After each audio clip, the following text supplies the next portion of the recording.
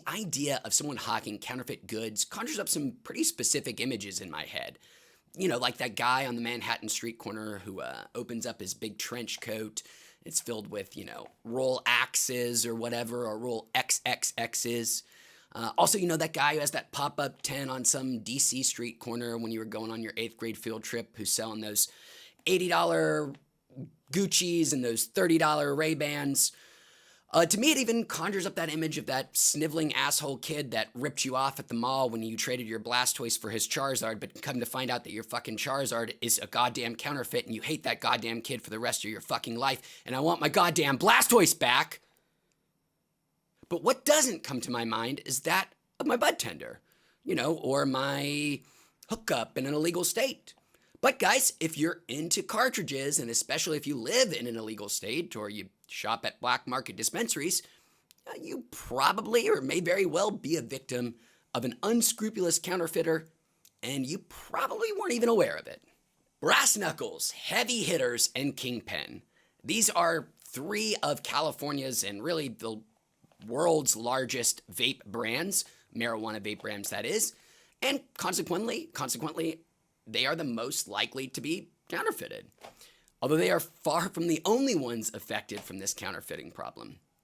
So the scale of this problem is actually, it's incredibly vast. But due to the inherent illegality of all of this, or gray sort of area that this is, it's really kind of hard to quantify exactly how big the problem is.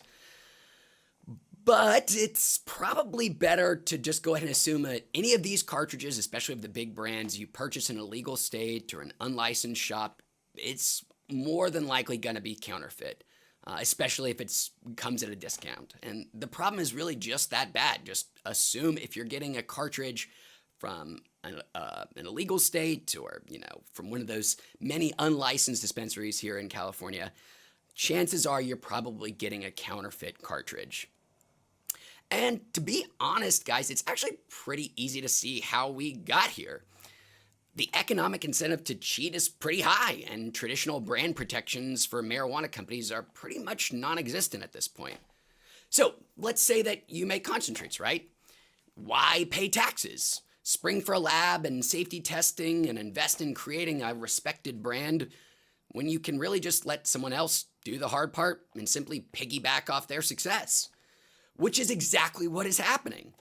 They can sell these carts at a cheaper price, but make better profit margins than the, real deal themselves.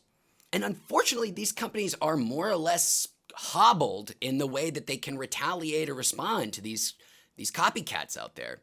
They can't sue them, they can't request traditional takedowns, and probably they don't even know who to target. Since marijuana is still federally illegal, they can't apply for federal trademarks or other traditional brand protections. It's pretty tricky to protect what the government doesn't actually recognize. So this allows anyone, and I mean anyone, to literally take these guys' designs that they've, spent hours making and refining and paying people to do, they can just copy them exactly and resell them without any fear of reprisal. So just how easy is it to do this? Well, it's actually pretty stupid easy, to be honest. Let's take a look here at DHgate, a Chinese importing website. A simple search on their site will turn up dozens of results for shockingly good counterfeit, empty cartridges and packaging for all the big dogs, your Kingpens, your Brass Knuckles, your Heavy Hitters.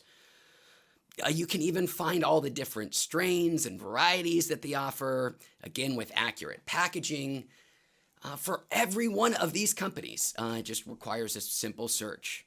For about $1,000, I can make an order of 1,000 1-gram empty Kingpen atomizers with the picture-perfect exact detailing and packaging, including their security stickers and all that stuff, and that'll just arrive right on my doorstep in 12 days or less.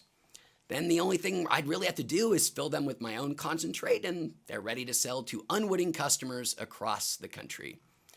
And unlike the real thing, you have no idea what materials the cartridge is made out of or what chemicals might be present in the oil itself.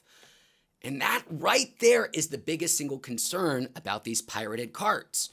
Just to say that again, you have no idea what cheap materials the cartridges are made from or what nasty things may be lurking inside the concentrate. I don't want to be an alarmist, but these carts are super extremely cheaply made. They've been known to leak heavy metals like lead from the heating elements inside the atomizer into the aerosol that you breathe in. Often the concentrate itself will contain one or more cutting agents. These are usually suspected of causing respiratory problems. And of course, these are not tested for pesticides as well. And often when they do get tested, these counterfeit cartridges get hit with some kind of pesticide warning. Well, now you know how bad the problem is. So how do you ensure you don't get swindled? Well, for starters, unless you personally know the person who supplied your unlicensed dispensary or the dealer who you're buying from, don't buy cartridges, period. Seriously, unless you're going to a licensed shop, if you want to be absolutely sure that what you're getting is the real deal, the only real way to be sure with absolute certainty is to just not buy them and to not use them. But I know for a lot of you that's not going to be an option. So what you can do is you can check the brand's website or social media before buying. These guys will usually provide tips to spot knockoff, or in the case of brass knuckles and heavy hitters, they'll actually have like a map of all of the dispensaries that carry their actual products, the official dispensaries that carry, the official things. So you could look go down that avenue. But know that even then, there's still a chance that if your product looks perfect, it could still totally be a forgery.